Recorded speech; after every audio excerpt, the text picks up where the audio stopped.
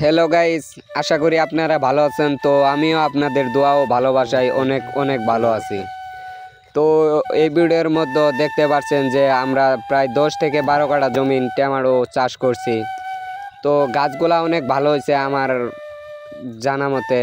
তো আপনাদের কেমন হয়েছে তো কমেন্ট, এই ভিডিওর শেষে কমেন্ট বক্সে বলে যাবেন। আর খেয়াল করলে দেখতে পারবেন যে আমাদের গাছে যে কলি আইছে, কিছুদিন পরেই ফল হবে আশা করা যায়। আর যেহেতু আমাদের টমেটো গাছগুলা অনেক ভালো হয়েছে, তার জন্য টমেটো গাছের ভিতরে আমাদের জাংলা দিতে হবে। জাংলা না দিলে টমেটোর ভিতরে স্পট পড়ে যায়, তার জন্য বাজারে দামটা একটু কম হয়। আর জাংলা দিতে অনেক পরিশ্রম করতে হয়। তো আর পরিশ্রম না করলে তো সফলতা এমনি এমনি কাছে আসে না, তার জন্য অনেক পরিশ্রম করতে হয়। আর আমাদের 1 সপ্তাহ পর পর আর কি ভিটামিন দিতে হয়।